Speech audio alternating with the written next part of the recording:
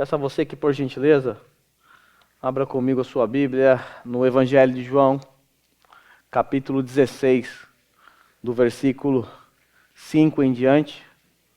Hoje nós vamos até o versículo 15, nosso segundo trecho aqui neste capítulo. Na semana passada, eu abordei os 4 primeiros versos, junto com o capítulo anterior. E hoje nós vamos olhar para esse texto e vamos perceber a obra do Espírito Santo no mundo. Com a Bíblia aberta, vamos à leitura da palavra do Senhor. Agora que vou para aquele que me enviou, nenhum de vocês me pergunta, para onde vais? Porque falei essas coisas, o coração de vocês encheu-se de tristeza. Mas eu lhes afirmo que é para o bem de vocês que eu vou. Se eu não for, o conselheiro não virá para vocês. Mas se eu for, eu o enviarei. Quando ele vier, convencerá o mundo do pecado, da justiça e do juízo. Do pecado, porque os homens não creem em mim. Da justiça, porque vou para o Pai, e vocês não me verão mais. E do juízo, porque o príncipe deste mundo já está condenado. Tenho ainda muito a que lhes dizer, mas vocês não podem suportar agora. Mas quando o Espírito da verdade vier, ele os guiará a toda a verdade. Não falará de si mesmo, falará apenas o que ouvir e lhes anunciará o que está por vir. Ele me glorificará, porque receberá do que é meu e o tornará conhecido a vocês. Tudo que pertence ao Pai é meu. Por isso, eu disse que o Espírito receberá do que é meu e o tornará conhecido a vocês. Pode tomar o seu assento? Nós estamos no capítulo 16, e o capítulo 16 ele encerra os últimos ensinamentos de Jesus aos seus discípulos antes dele enfrentar o martírio. Nós vimos que o evangelista João ele gastou várias páginas do seu evangelho descrevendo os últimos momentos de Jesus no cenáculo com os seus discípulos. Nós somos lembrados que o contexto que antecede essas palavras que nós vamos estudar hoje começou lá no capítulo 13. Quando o Senhor Jesus se reúne no cenáculo emprestado para celebrar a Páscoa com os seus discípulos. Foi nessas circunstâncias que Jesus, por exemplo, lavou os pés dos discípulos. Foi ali que Jesus anunciou que Pedro negaria o Senhor 3 vezes. Quando nós entramos no capítulo 14, nós percebemos que Jesus muda a tônica do seu discurso e passa a consolar o coração dos discípulos. O versículo 1 fala assim, não se turbe o vosso coração. Quando chegamos no versículo 27, não turbe o vosso coração, não tenham medo. Eles estavam aterrorizados e com medo, então o Senhor Jesus passou a consolá-los, a apresentar um novo caminho, a apresentar a eles também o papel do Espírito Santo nesse texto. Quando entramos no capítulo 15, o Senhor prevendo a perseguição que os seus discípulos passariam no futuro, ele começou a encorajar os seus discípulos a permanecerem nele. E ele contou aquela famosa a metáfora da videira, mostrando a eles a necessidade de permanecerem em Cristo, mesmo diante de tantas e tantas perseguições. E se eles não permanecessem em Cristo Jesus, a videira, eles também não dariam fruto. Nessa manhã eu quero, junto com vocês, olhar para a palavra de Deus, para que juntos descobramos o papel do Espírito Santo no mundo. Mas antes de mais nada, preciso dizer a vocês que nós não vamos exaurir o assunto sobre o papel do Espírito Santo, haja visto que nós temos apenas um resumo de alguns assuntos relacionados ao papel do Espírito Santo nesse texto.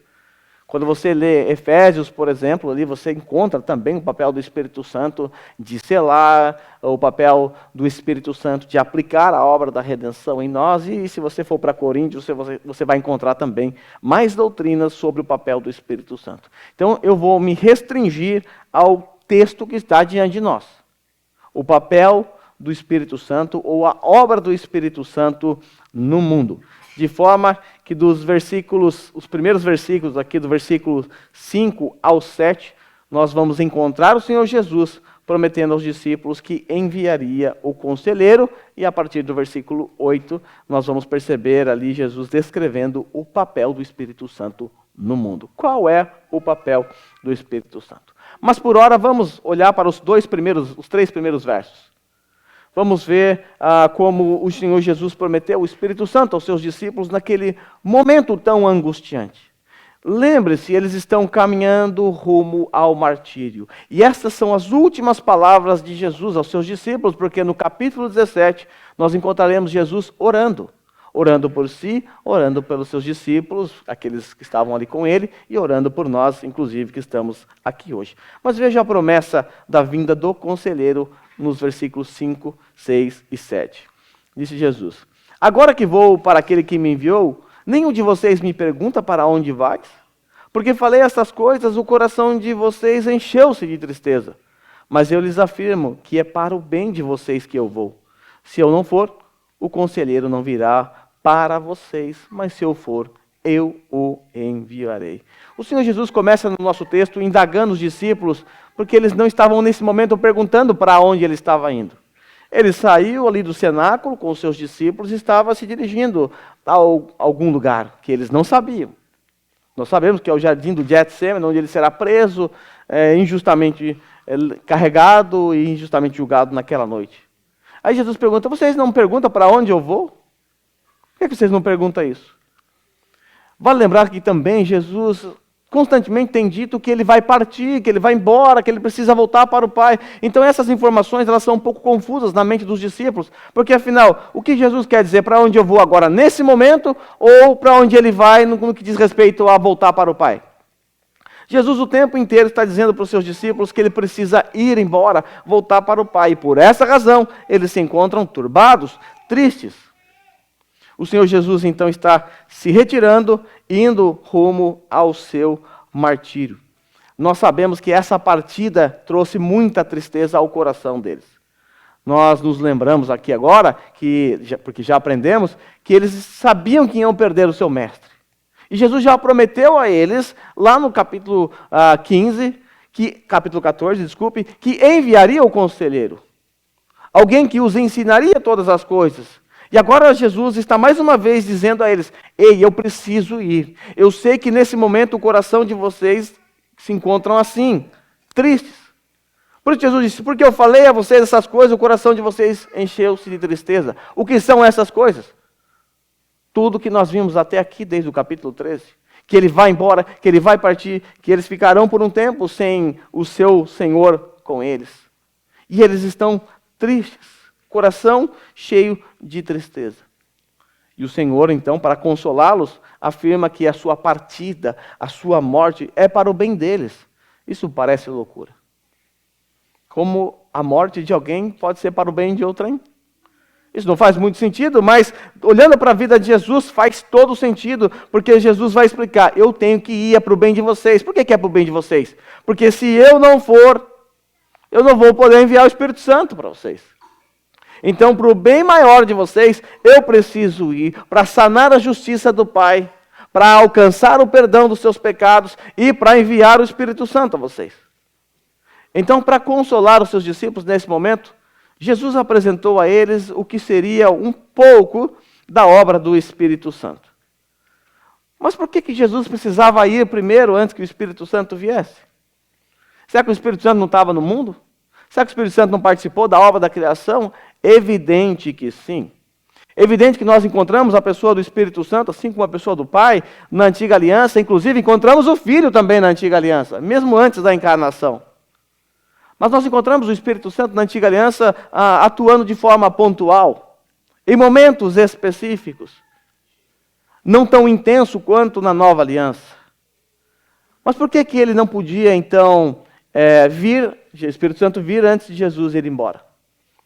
Para a gente entender isso, é importante você se lembrar que existe o que nós chamamos de economias da Trindade, ou papel de cada pessoa da Trindade.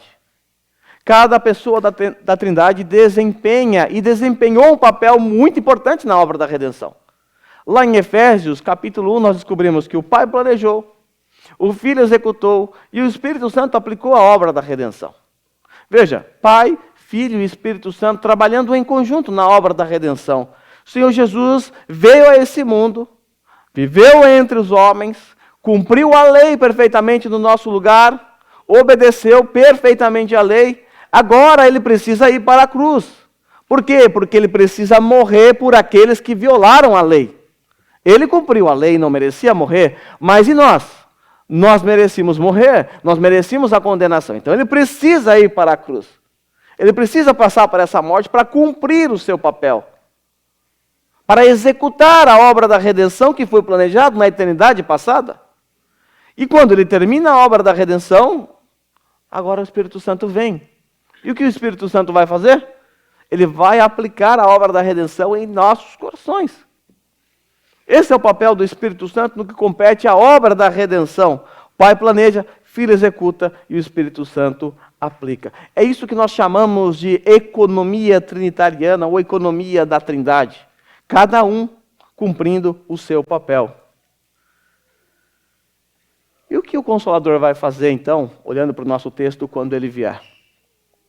Olhando para o nosso texto, nós encontramos a resposta aqui a partir do versículo 8.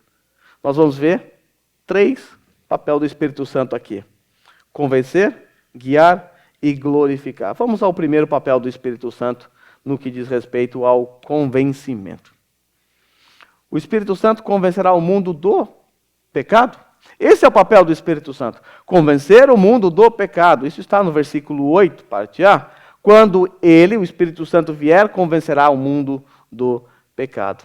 Sem sombra de dúvidas, irmãos, esse texto é um dos textos mais conhecidos da Bíblia. Todos nós já citamos ele em algum momento da história, ou já pensamos nesse texto. Já conhecemos esse texto de cor e salteado.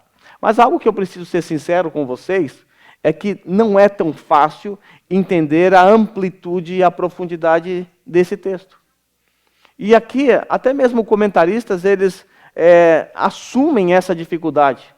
Porque o que o Espírito Santo faz quando ele convence o mundo do pecado? Em que sentido ele convence o mundo do pecado?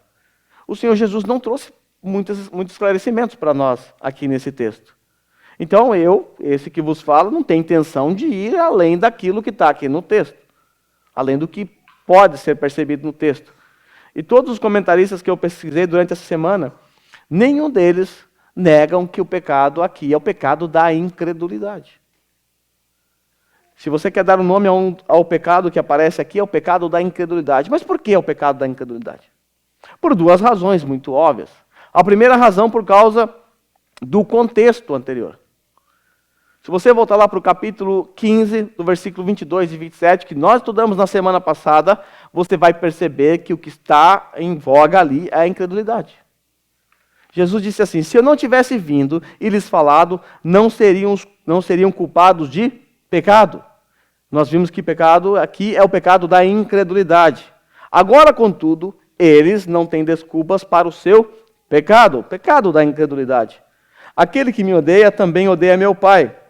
E aí Jesus disse assim, se eu não tivesse realizado no meio deles obras que ninguém mais fez, eles não seriam culpados de pecado. Veja, esses homens ouviram Jesus falando, escutaram seus discursos, viram sinais miraculosos que ele fez, mesmo assim permaneceram incrédulos. Não creram em Jesus. Isso é o que antecede o nosso texto, que aconteceu na mesma noite, que aconteceu na sequência. Então Jesus está prometendo que quando o Espírito Santo for enviado, o Espírito Santo testemunhará a respeito de Jesus, convencendo os judeus que não creram em Jesus e todos os que não creram em Jesus, que eles estão errados. Eles não deram ouvidos à mensagem de Jesus, eles não creram mesmo vendo os sinais. Por isso, quando vier o conselheiro que eu enviarei a vocês da parte do Pai, o Espírito da verdade que provém do Pai, ele testemunhará a meu respeito, disse Jesus, e vocês também testemunharão, pois estão comigo desde o princípio, texto que estudamos na semana passada. Então o contexto fala para nós sobre incredulidade. Os judeus, mesmo diante dos ensinos, mesmo diante dos sinais miraculosos, não creram nele. Mas também, em segundo lugar, o pecado é da incredulidade, porque, em segundo lugar, quando você olha para o versículo seguinte, quando Jesus vai explicar esse texto, ele vai falar sobre a incredulidade. Quando ele vier, convencerá o mundo do pecado, da justiça e do juízo. E aí você vai para o versículo 9, do pecado, porque os homens não creem em mim. O Espírito Santo vai convencer os homens do pecado, por quê? Porque os homens não creem em mim. Incredulidade. Sei que geralmente a gente usa isso para salvação, mas é para salvação. Porque a salvação nada mais é do que uma reversão da nossa incredulidade. A incredulidade é o grande pecado do mundo. É o grande pecado do mundo. E todos nós aqui já rejeitamos o nosso Senhor Jesus lá no passado. Fomos outrora incrédulos, até que um dia, debaixo da ação do Espírito Santo, Ele nos convenceu de que nós estávamos errados, de que Deus, a palavra dele, estava correta. Esse é o papel do Espírito Santo no que diz respeito ao convencimento do pecado. O mundo permanece em trevas, o mundo permanece em rebeldia, e a menos que o Espírito Santo atue no coração do ser humano, ele permanecerá assim e estará condenado para todo sempre, porque permanece incrédulo. O segundo convencimento se encontra ainda no versículo 8, na parte B. Quando ele vier, convencerá o mundo do pecado, da justiça. Se no ponto anterior o Espírito Santo é o responsável por declarar o mundo culpado de incredulidade, agora no ponto que nós estamos estudando, o mundo será culpado porque rejeitou a verdadeira justiça de Deus. Nós sabemos que o mundo na época de Jesus e o mundo hoje era um mundo ávido por aplicar justiça própria ou uma falsa justiça. Geralmente, via de regra, religiões, elas trabalham com um senso de autojustiça para que você seja salvo. O que eu preciso fazer para ser salvo? E a pessoa te dá uma lista de coisas que você precisa fazer para você alcançar mérito ou justiça diante de Deus. Isso é o menosprezo com a verdadeira justiça.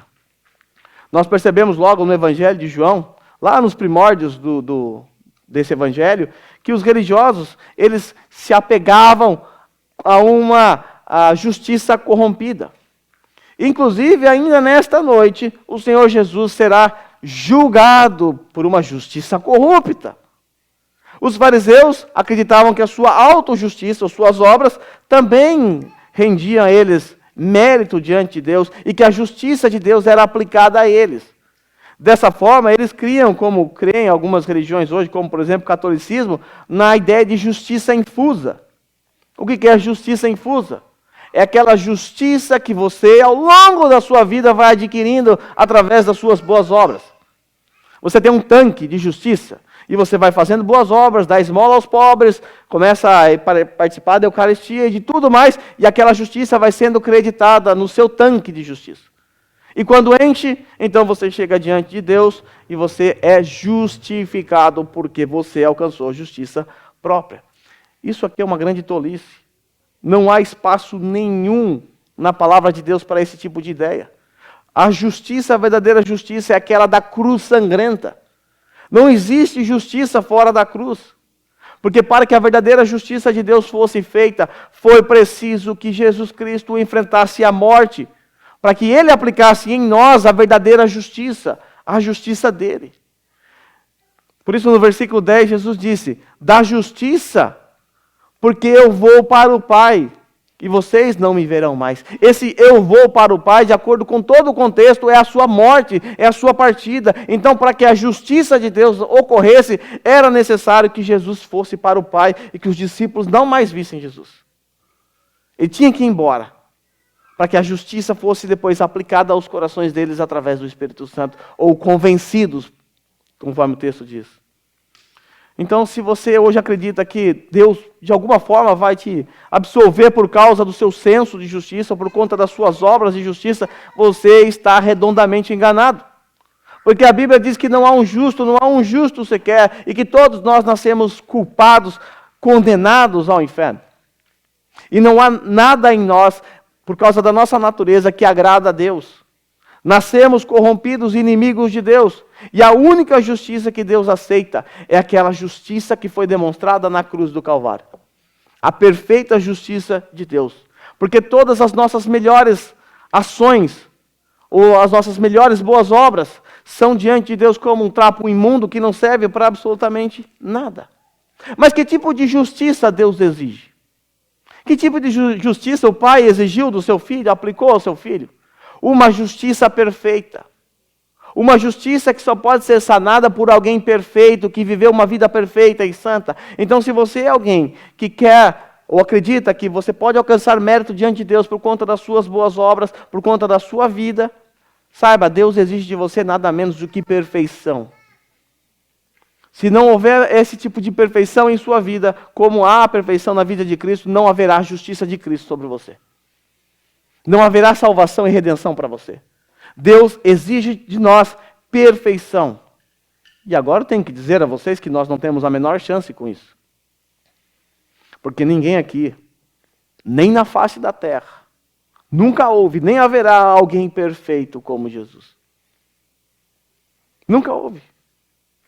Você precisa de perfeição, porque Deus não aceita pessoas pecadoras. Nós, por causa dos nossos pecados, somos inimigos de Deus. Se você ler Salmo 5:5, está escrito lá que Deus odeia pecadores. Porque pecadores são rebeldes, são inimigos de Deus. Deus pune pecadores no inferno. Porque Deus exige perfeição. E qualquer um que não é perfeito é um rebelde, é um pecador, portanto, é um condenado que merece o inferno. E agora o desespero bate. Porque agora você sabe que você, claro, se você for sincero, né? Você saberá que você não tem condições nenhuma de se apresentar diante de Deus com essa perfeição toda que Ele exige. E agora? Por isso, eu e você precisamos de alguém perfeito. Alguém que cumpriu uma justiça perfeita. Por isso o cristão pode entrar na presença de Deus. O cristão pode dizer, bater no peito, eu fui salvo pela graça. Porque toda a justiça de Cristo, aquela justiça do Calvário foi imputada nele. Foi imputada nele. Há um texto na Bíblia que eu amo muito. E se um dia eu descobrisse que eu vou ter amnésia, se o médico falasse, você vai perder toda a sua memória. Que já não funciona muito bem hoje, mas vai perder toda a sua memória. Mas há alguns dados que você pode manter na sua memória. Eu ia pedir para gravar na minha memória 2 Coríntios 5:21. Esse é um texto que eu gosto demais. Deus tornou pecado por nós. Aquele que não cometeu pecado. Para que nele, em Jesus Cristo, fôssemos feitos justiça de Deus. Deus tornou o pecado por nós. O que isso significa? Significa que Deus, Jesus Cristo, foi tratado naquela cruz do Calvário como um pecador. Mesmo sem ter cometido nenhum pecado. Para quê? Para que nele, em Jesus Cristo, fôssemos feitos justiça de Deus. A justiça de Deus foi aplicada em Jesus Cristo. E essa justiça foi comunicada a nós. Essa justiça de Cristo foi imputada a todos nós, de modo então que o Espírito Santo é aquele que nos aponta para essa verdadeira justiça, que nos convence dessa verdadeira justiça que nós encontramos em Cristo Jesus, naquela cruz sangrenta, naquela cruz de dores, naquela maldita cruz. Porque a Bíblia diz que maldito todo aquele que for pendurado no madeira. Então Cristo se fez maldito por nós naquela cruz, para que nós, que somos os malditos, pudéssemos hoje sermos tratados como filhos de Deus. Porque a justiça foi sanada. Cristo obedeceu perfeitamente à lei. E Cristo morreu na cruz porque eu e você desobedecemos perfeitamente à lei de Deus. Quando o Espírito Santo vier, ele vai convencer o mundo do pecado, da justiça e, por fim, do juízo. Terceiro convencimento. O papel do Consolador agora é apontar para o juízo. Veja que esse juízo aqui, ele aponta para uma direção. É muito fácil entender essa parte aqui. Aponta, evidentemente, para o juízo eterno. Veja o versículo 11, quando Jesus está explicando o significado de juízo. Ele disse assim, do juízo, porque o príncipe deste mundo já está condenado, julgado. Ele está apontando para algo futuro, porém presente. Ele já está julgado, condenado. Nós sabemos que no futuro, Satanás e suas hostes, e todos aqueles que rejeitaram Jesus até o fim, serão lançados junto com ele no lago de fogo.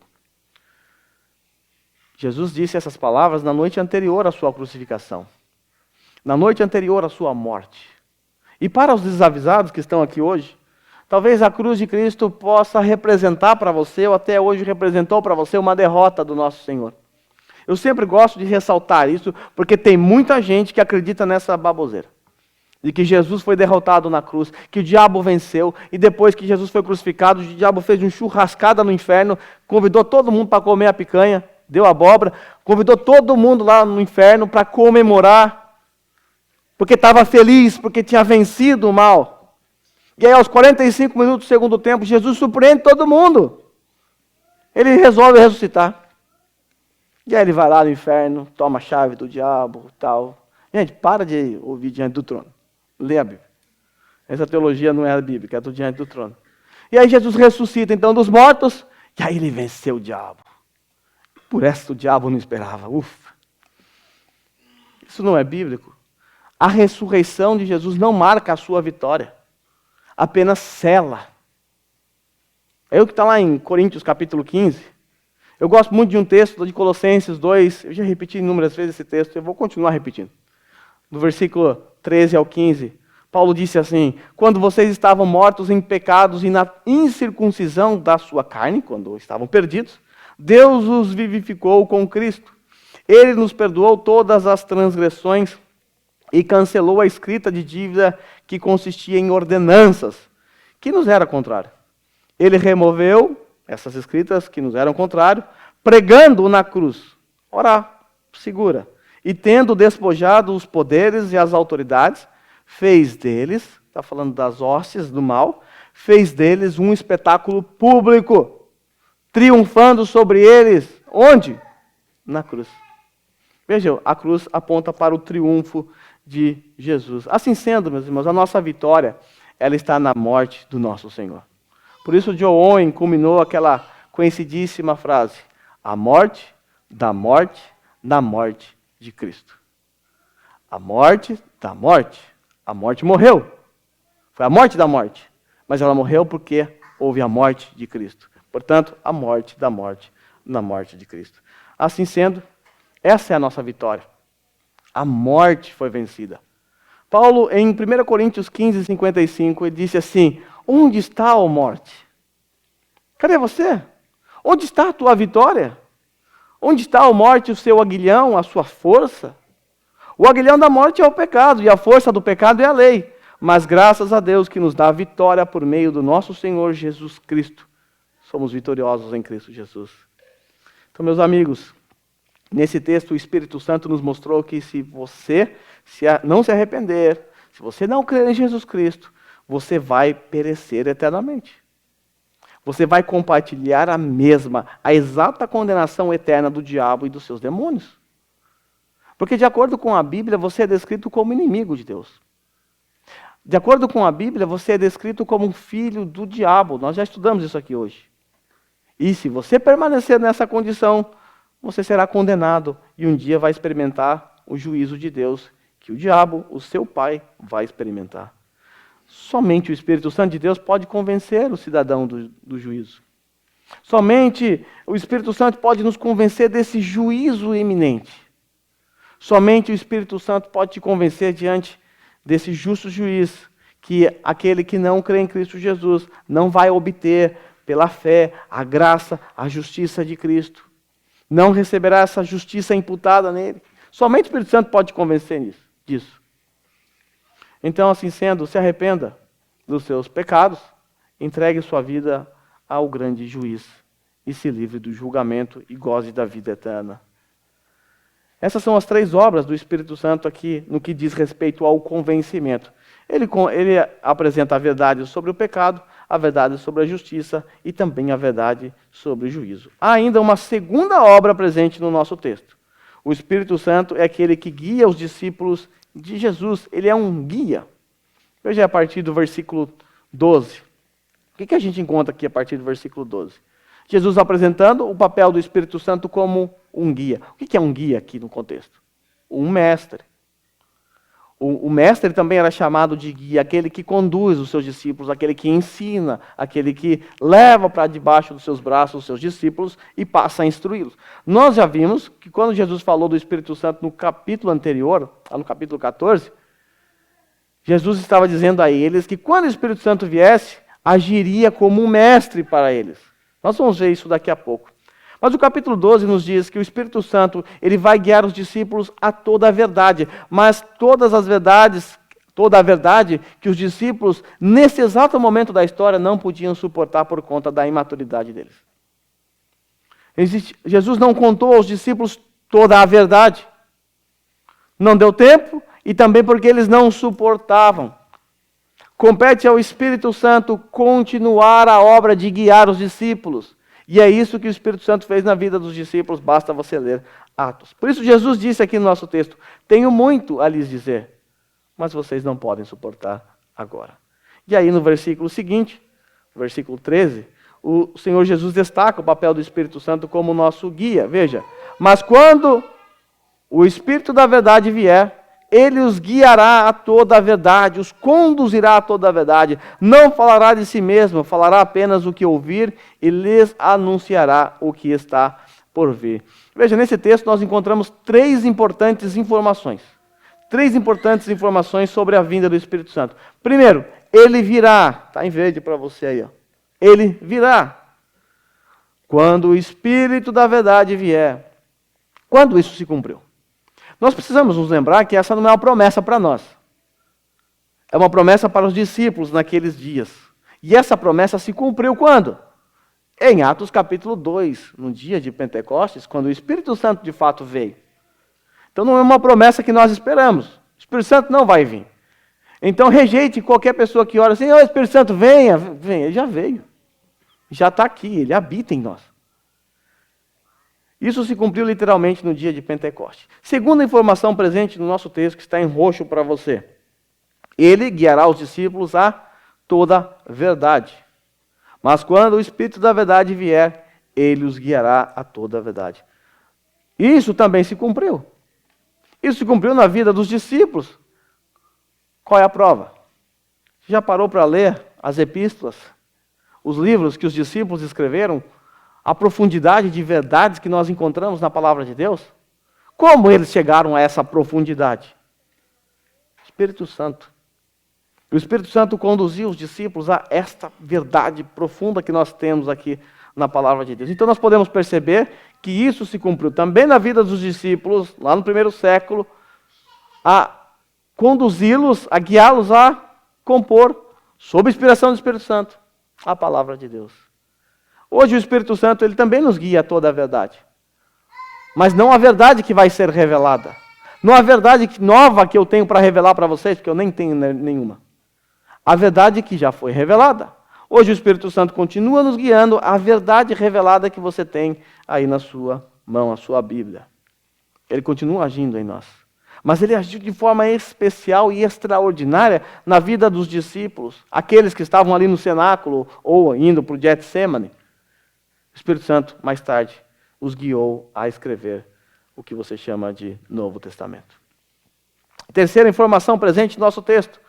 Quando o Espírito Santo vier, o que ele vai fazer? Ele vai anunciar aos discípulos aquilo que está por vir. Está em preto para você aí, destacado. Ele lhes anunciará o que está por vir. Isso.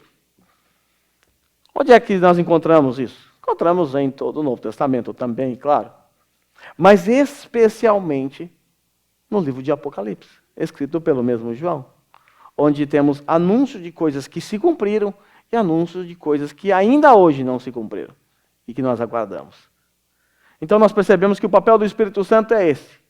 Ele vai vir, ele vai guiar os discípulos à verdade e vai anunciar a eles aquilo que está por vir.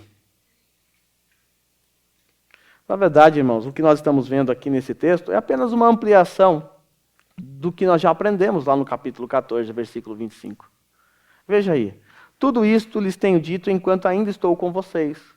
Mas o conselheiro, o Espírito Santo, que o Pai enviará em meu nome, lhes ensinará. Olha aqui a ideia de guiar. Lhes ensinará todas as coisas e lhes fará lembrar tudo o que eu lhes disse. O que nós estamos vendo aqui é apenas uma recapitulação. Jesus está lembrando os seus discípulos mais uma vez, reforçando a ideia: eu sou o mestre de vocês, eu preciso ir, mas quando eu for, o Espírito Santo vai vir e ele vai continuar o papel de guiar, o papel de ensinar. Ele vai ensinar doutrinas, ou vai dar a vocês toda a verdade e também vai fazer vocês lembrar das verdades que eu ensinei. Então Jesus está mostrando isso nesse texto, também no nosso texto, que é algo que ele já disse anteriormente. Quando nós olhamos essa verdade que eu acabei de dizer a vocês, nós percebemos que é algo impressionante, irmãos. Nós olhamos para a nossa Bíblia e, de fato, nós encontramos aqui um milagre. Porque, de fato, o Espírito Santo fez os discípulos de Jesus lembrar das verdades que Jesus havia dito. Lembrando vocês que os discípulos escreveram décadas depois da morte de Jesus, como eles se lembrariam de tantos detalhes? O Espírito Santo guiando os seus discípulos a toda a verdade futura, a verdades que o Espírito Santo mesmo estava dando a eles naquele momento, e as verdades passadas que foram ensinadas por Jesus. Certamente eu e você não precisamos ser lembrados de nenhum ensinamento de Jesus para escrever a Bíblia. Não tem Evangelho segundo Guilherme, por exemplo, na sua Bíblia. Não tem. Nem deve ter. Se tiver, a gente rasga e joga fora. Porque nós não precisamos nos lembrar de verdades para escrever a Bíblia, porque toda a verdade já está completa. Mas nós precisamos do Espírito Santo para nos lembrar das verdades que nós aprendemos da palavra de Deus. Então, dessa forma, o Espírito Santo continua sendo o meu e o seu guia. É Ele que nos faz lembrar de verdades quando nós estamos sendo tentados. Ele que nos faz lembrar de verdades quando nós estamos passando por lutas, por dificuldades, e Ele nos dá verdades que nos consolam. Quando isso acontece é o Espírito Santo. Quando você está tentado a pecar, de repente vem um texto na sua mente. É o Espírito Santo te fazendo lembrar de verdades. Precisamos do Espírito Santo nos guiando, nos conduzindo. O Espírito Santo já veio. O Espírito Santo já conduziu os discípulos a toda a verdade que está registrado na palavra de Deus. O Espírito Santo já anunciou aquilo que há de vir e que também está revelado na palavra de Deus. Ele só precisa nos lembrar. Só que para que Ele nos lembre é preciso que você estude. É preciso que você saiba quais são essas verdades. Bom, esse é o papel do Espírito Santo, em que compete a nos guiar a toda a verdade. O papel do Espírito Santo também é glorificar o Filho. Em terceiro lugar, o Espírito Santo tem como papel glorificar o Filho. Veja aí, versículo 14 e 15. Ele me glorificará, porque receberá do que é meu e o tornará conhecido de vocês. Tudo o que pertence ao Pai é meu. Por isso eu disse que o Espírito receberá do que é meu e o tornará conhecido a vocês. Meus irmãos, essa é o terceiro papel do Espírito Santo, registrado nos versículos 14 e 15. Ele glorificará a Jesus Cristo. O Espírito Santo, no nosso texto aqui, ele funciona como uma espécie de holofote. Ele ilumina algo. Quando você vê uma estátua, por exemplo, a estátua da Liberdade à noite, você consegue ver a estátua por conta da luz, ainda que você não consiga ver de onde está vindo a luz. O Espírito Santo funciona como um holofote. Ele aponta para Jesus. Ele glorifica Jesus. Quando nós olhamos lá para o capítulo seguinte, na oração que Jesus vai fazer, olha a oração que Jesus fez. Pai, chegou a hora. Glorifica teu filho, para que teu filho te glorifique. Veja, o Pai glorifica o Filho. O Filho está dizendo que vai glorificar o Pai. E o Espírito Santo também glorifica o Filho. É importante entender que existe na Santíssima Trindade essa união entre as pessoas. De forma que um busca a glória do outro. E Jesus está dizendo que o Espírito que vai vir, ele é aquele que vai apontar para Jesus, que vai trazer glória para Jesus. É importante destacar, irmãos, que nós não podemos, de maneira nenhuma, exaltar uma das pessoas da Trindade acima da outra. O nosso culto, aqui no dia do Senhor, é um culto trinitariano. Nós adoramos o Pai, o Filho e o Espírito Santo, porque quem nós adoramos? Deus, o único Deus verdadeiro. Quem é Deus? Pai, Filho e Espírito Santo. Nós não podemos exaltar uma pessoa sobre a outra. Porque as três pessoas, elas trabalham em conjunto. É a obra da redenção, planejada pelo Pai, executada pelo Filho e aplicada pelo Espírito Santo. Então nós devemos tomar muito cuidado com movimentos que atribuem ao Espírito Santo uma glória muito, muito mais elevada do que a glória do Filho e do que a glória do Pai. Eu sei que em alguns ambientes, o Espírito Santo é o personagem central do culto. E se você chegar e disser assim, meus irmãos, hoje Jesus Cristo está aqui, você vai ouvir um amém, glória a Deus, bem acanhado por aqui, outro ali. Mas se você disser, meus irmãos, o Espírito Santo está aqui, o auditório vai à loucura. Porque tudo é centrado na pessoa do Espírito Santo. Essas pessoas se esquecem que o papel do Espírito Santo é também glorificar o Filho. Para muitos, o papel do Espírito Santo hoje em dia é apenas mexer com emoções, levar as pessoas a chorar, levar as pessoas a cair, a falar palavras que não faz sentido nenhum.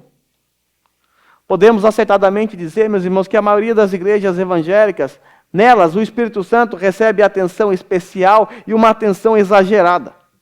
Irmãos, nós não podemos nos esquecer que o nosso culto é trinitariano. Nosso culto é trinitariano.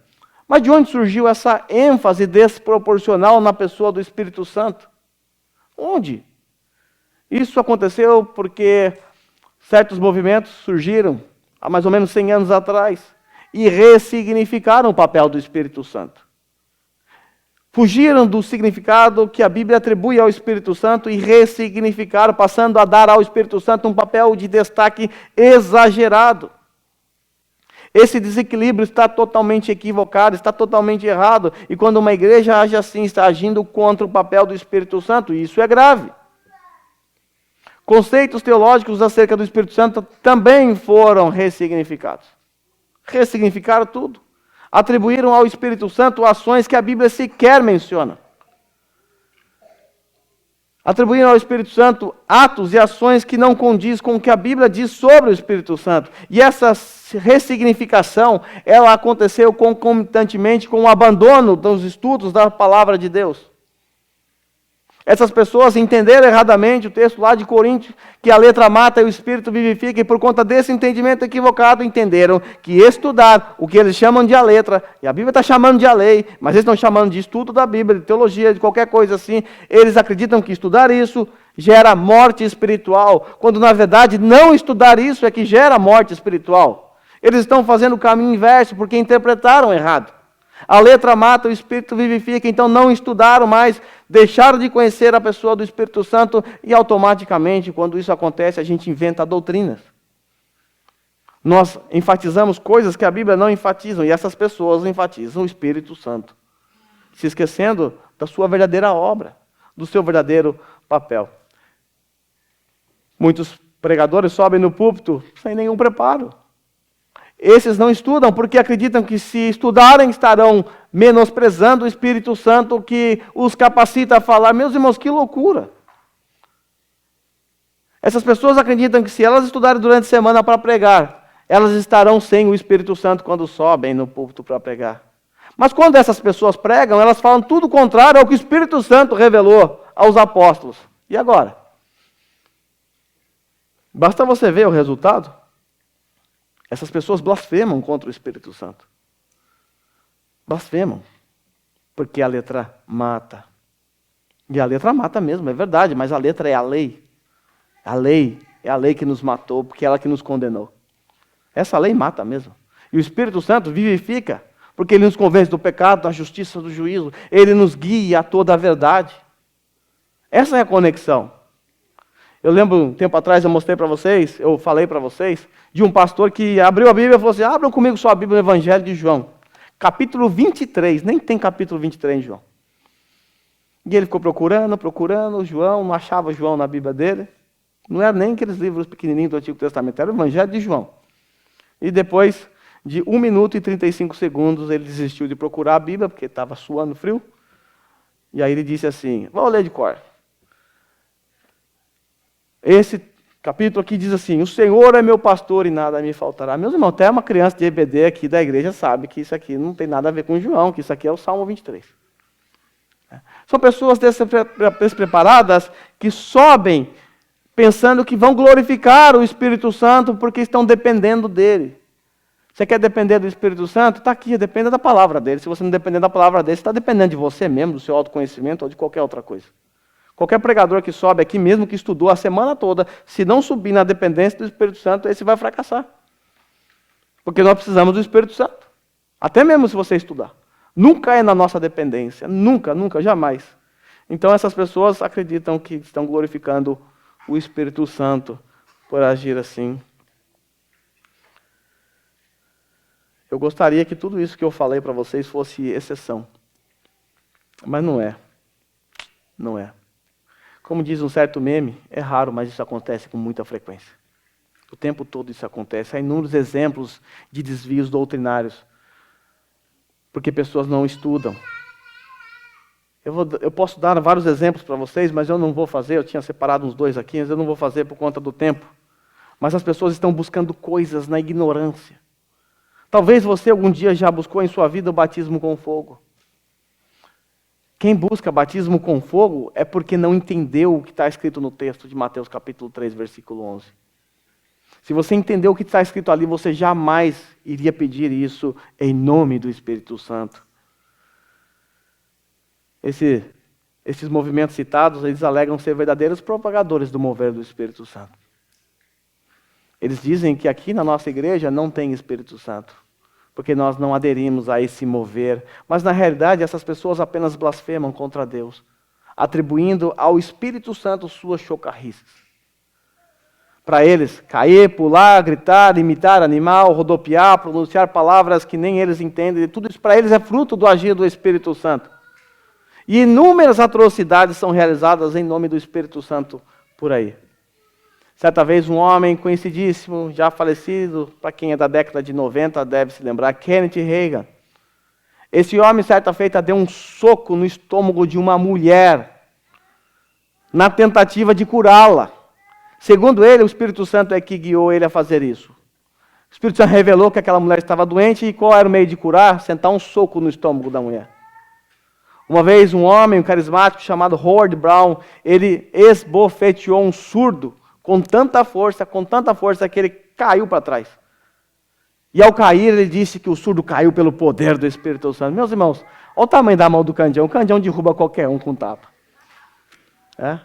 A mão dele. Um tapa na orelha, não fica um em pé. Certamente você já ouviu falar do herege Benihim. Já deve ter visto ele usando também a sua violência para derrubar as pessoas. Tudo isso em nome do Espírito Santo, chocarrices em nome do Espírito Santo. E o carismático Todd Bentley. Esse aqui foi ousado. Ele deu uma bica no rosto de uma senhora, um chute com o bico. E aí perguntaram para ele por que ele fez isso. Olha a justificativa dele, aspas, ele falando. Eu pensei, por que o poder de Deus não está agindo? Ele, o Espírito Santo, respondeu a ele. É porque você não chutou aquela mulher no rosto. Meus irmãos, o Espírito Santo mandar alguém chutar o rosto de alguém. E aí ele prossegue, o Todd prossegue. E lá estava uma senhora mais velha, idosa, adorando bem na frente da plataforma. Cuidado quem está aqui na frente. Eu vou mostrar depois como é que fez. Estava lá essa senhora bem na frente da plataforma e o Espírito Santo falou comigo. Esse negócio do Espírito Santo falou comigo. Ai. E o dom da fé veio sobre mim.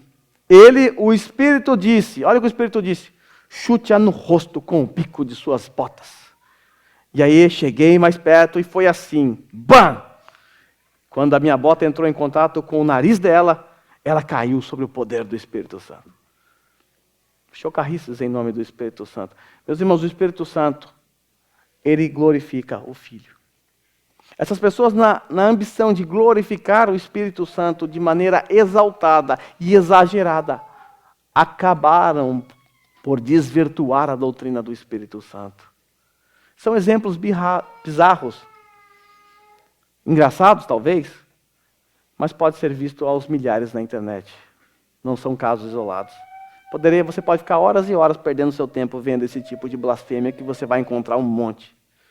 Eu disse tudo isso, irmãos, para mostrar que o erro de enfatizar de forma exagerada o Espírito Santo, em detrimento da obra do Pai, do Filho e do Espírito Santo, é um erro. É um erro. Nós estamos aqui hoje para glorificar a Deus. Não é isso que nós fazemos? Qual é o fim principal do homem, segundo o catecismo?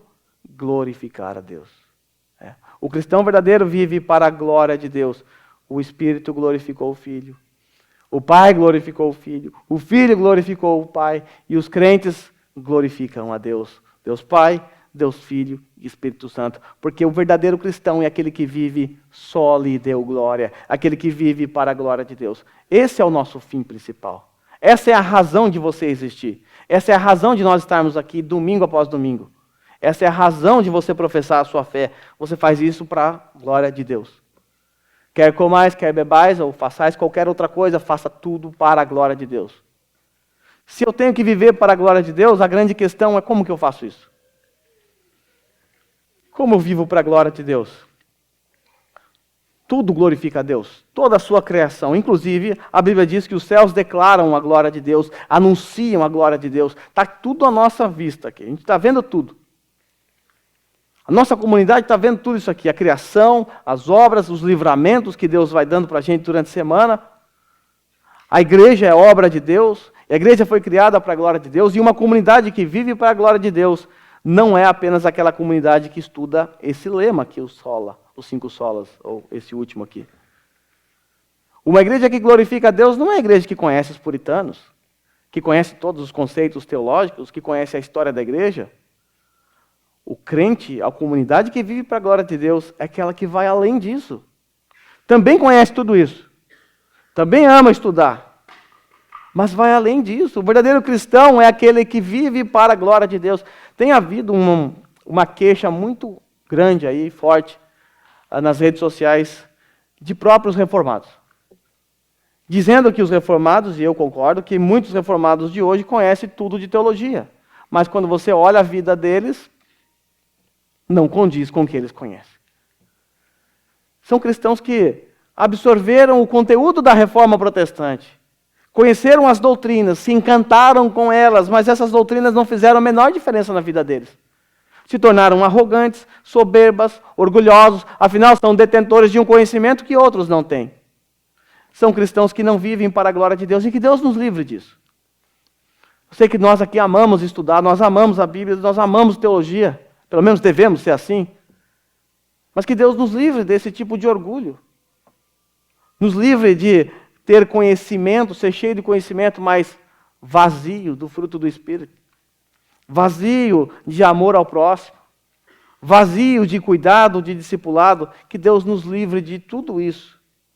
O cristão que vive para a glória de Deus, ele não é teórico jamais, porque se ele for, ele é apenas um tolo, e vai servir de pedra de tropeço para ele e para essa comunidade.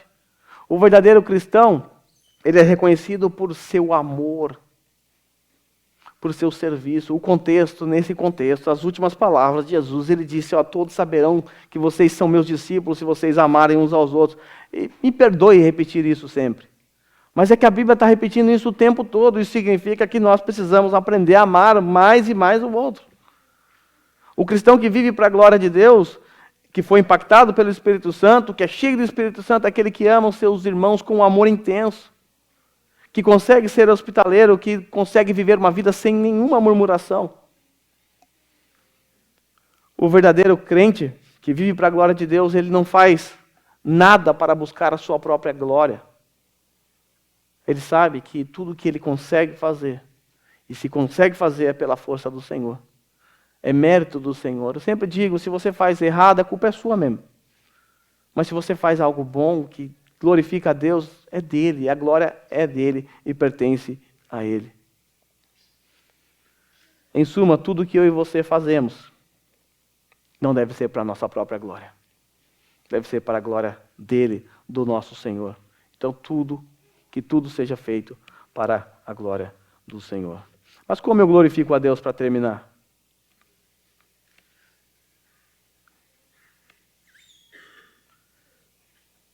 Como eu glorifico a Deus? Eu quero apresentar a vocês 4 atitudes para a gente encerrar.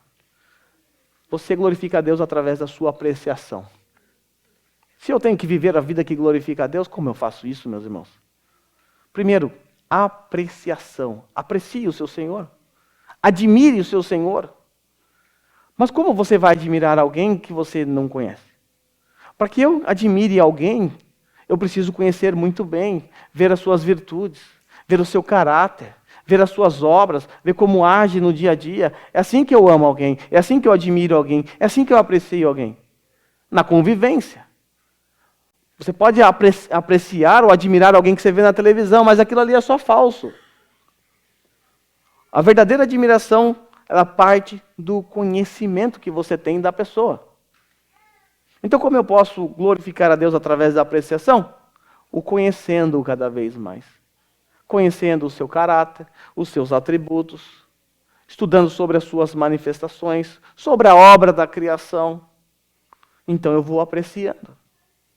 Quando você for num parque e ver uma montanha linda, É um momento para parar e apreciar a Deus e dizer, olha, quem é o Senhor que criou essa montanha? Olha como Deus é rico em detalhes. É apreciação. Deus é glorificado quando nós apreciamos suas obras. Deus é glorificado quando nós temos o Senhor em alta estima. Quem é o Senhor para mim? Quem é o Senhor para você? Nós temos que ter o Senhor em alta estima na nossa mente, no nosso coração. Nós glorificamos a Deus quando nós apreciamos Jesus Cristo, o Cordeiro de Deus, que tirou o pecado do mundo, que nos livrou dos nossos pecados. Nós apreciamos a Deus quando conhecemos o Deus perdoador, porque isso nos leva a confessar e a pedir perdão dos nossos pecados. Então, glorificar a Deus, meus irmãos, é colocá-lo no lugar mais alto dos nossos pensamentos. É ter Deus em uma vulnerável estima, uma alta e grande estima. É como o salmista lá no Salmo 92, 8 disse, Tu, porém, Senhor, és altíssimo eternamente. Veja a visão que o salmista tinha. És o Deus altíssimo. Salmo 97, 9, Tu és soberano, elevado acima de todos os deuses, autoestima. Ter uma visão grande de um Deus grande.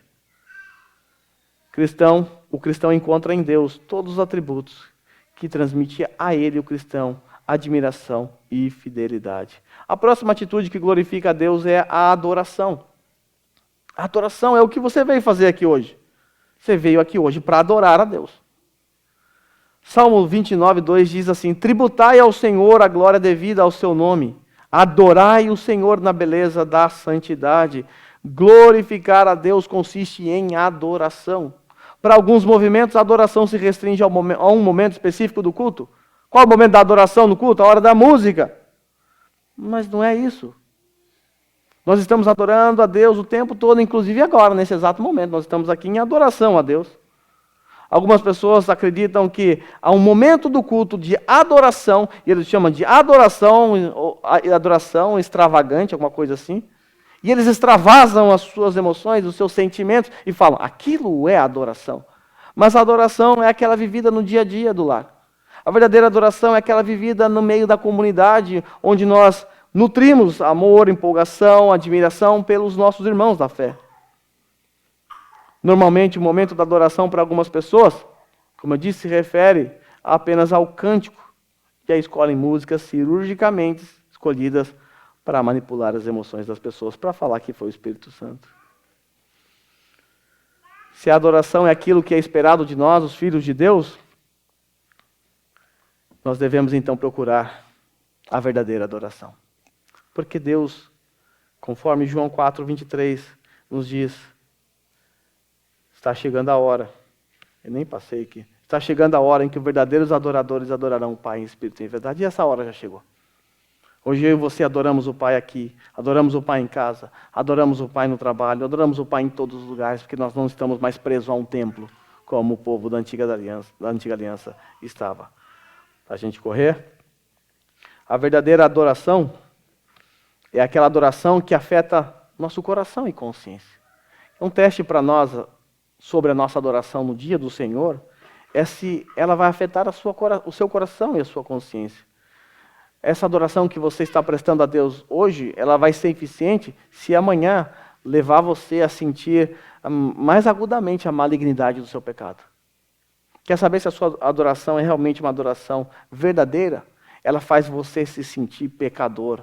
Ela faz você olhar para a malignidade que dá dentro de você, porque você se lembra que a sua adoração é diante de um Deus santo, perfeito e justo, e que você é o oposto de tudo isso. E aí você recorre a Ele e pede perdão dos seus pecados. A adoração que glorifica a Deus nos leva a essa profunda humildade do reconhecimento de que nós não somos aquilo que deveríamos ser por causa do pecado que habita em nós. A verdadeira adoração que glorifica a Deus é aquela que atrai o homem a uma comunhão mais íntima com o Senhor. Ela te aproxima do Senhor. A verdadeira adoração, ela vai te tornar ainda mais sedento, ainda mais faminto pela contemplação de Jesus Cristo, o nosso Rei.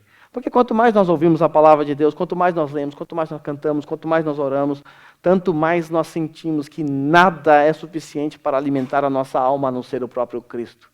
E passamos a desejar Cristo. Terceiro, a verdadeira adoração amplia nosso conhecimento acerca de Deus. Nós aprendemos sobre Deus. Nós estudamos sobre Deus. A verdadeira adoração, ela então nos proporciona o quê? Vigor, consistência e firmeza no nosso cristianismo. Se você vai para uma igreja para adorar a Deus, e nessa igreja você sai mais vazio, mais confuso do que quando você chegou, saiba, essa adoração é vazia. O verdadeiro adorador, ele sabe e saberá acerca do seu Senhor a cada ano que passa. A verdadeira adoração, ela aumenta continuamente a nossa santidade. Então preste atenção aí para a gente que bate no peito, que diz que é reformado, tem conhecimento. Essa adoração nos levará a sermos mais vigilantes quanto à nossa língua, nosso temperamento, nossas reações, nossas ações e todo tipo de comportamento presente em nossas vidas. Porque é isso que a verdadeira adoração faz. Ela aumenta continuamente a nossa santidade, porque ela nos coloca diante de Deus e nos faz olhar para nós mesmos. E quando olhamos para nós mesmos, percebemos que precisamos mais e mais tomar cuidado com a nossa língua, temperamento, reações, ações de todo tipo que estão presentes em nossas vidas. A verdadeira adoração resiste ao teste de Jesus. Qual o teste de Jesus? Pelos seus frutos os conhecereis.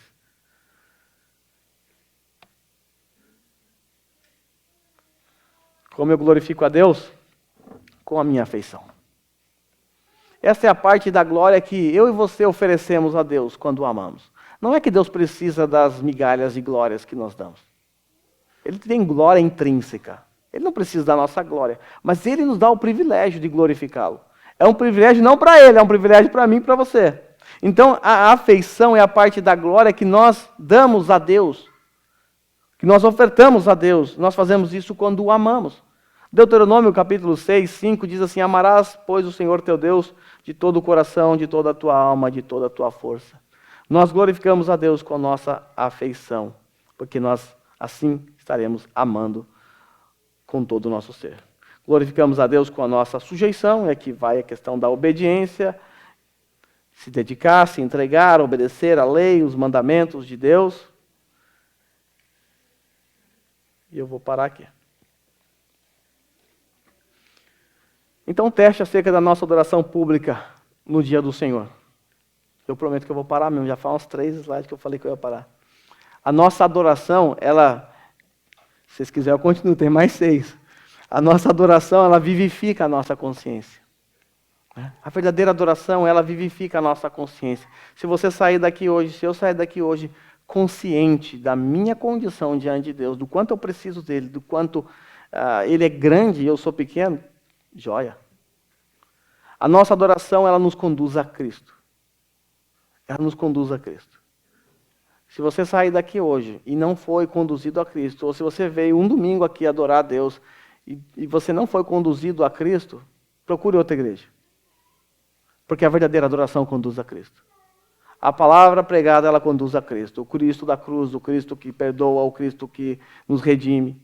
Então a verdadeira adoração nos conduz a Cristo, porque é por causa dele que nós podemos adorar a Deus. Antes de Cristo nós éramos inimigos. A adoração a Cristo, ela aprimora o nosso conhecimento.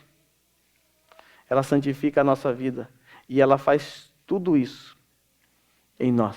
E quando isso tudo acontece, nós podemos confiar nessa glória que nós estamos dando a Deus, porque ela alcançou o seu propósito, que é a glória de Deus. Eu quero, nesse momento, encerrar aqui, por conta do tempo, e dizer a vocês que se você é um reformado e ama a palavra de Deus, continue amando cada vez mais. Lembra da oração daquele pastor que me ensinou lá na minha adolescência? Ensina-nos a amar cada dia mais a tua palavra. É preciso amar sempre a palavra de Deus. Não podemos jamais deixar de amar a palavra de Deus. Mas ao mesmo tempo nós não podemos nos esquecer que a parte do Espírito Santo será apenas uma letra fria para as nossas vidas. Seremos apenas pessoas frias, sem nenhuma mudança de vida, cheio de conhecimento, cheio de teologia, porém vazio, ausente do fruto do Espírito, dando mau testemunho. Então que Deus nos ajude aqui como Igreja de Cristo, que se reúne aqui em Nishio, a de fato vivermos para a glória de Deus. Os reformados no século XVI, no século XVII, entenderam a teologia. E por conta do entendimento da sua teologia, conseguiram viver para a glória de Deus. Então não faça o caminho oposto. Não desvirtue o conhecimento. Que Deus nos ajude a colocar em prática aquilo que nós ouvimos, aprendemos, meditamos durante a semana, porque só assim seremos mais parecidos com Cristo. Lembre-se, o Espírito Santo está em você. O Espírito Santo age em você. Nós somos habitados pelo Espírito Santo. Então ele vai te fazer lembrar de verdades. Ele vai te levar a verdades profundas quando você medita na palavra de Deus.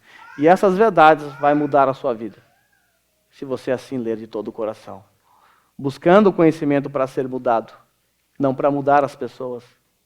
Não apenas pelo conhecimento, mas o nosso único objetivo ao ler a Bíblia, ao estudar teologia, é sermos mais parecidos com Cristo. Porque quando nós somos mais parecidos com Cristo, Ele é glorificado. Quando nós aumentamos o conhecimento e não glorificamos a Cristo, nós somos parecidos com o diabo, porque ele tem mais conhecimento que nós ainda. Ele estava lá, ele viu Jesus ensinando, ele viu tudo isso aqui que a gente está lendo. Ele estava lá no Getsemane. Ele tem mais teologia do que a gente, mas não praticou nada. Então, se a gente é assim, nós não somos parecidos com Cristo, somos parecidos com o diabo. Então, que Deus nos ajude a sermos, de fato, parecidos com Jesus Cristo. Curva a sua cabeça.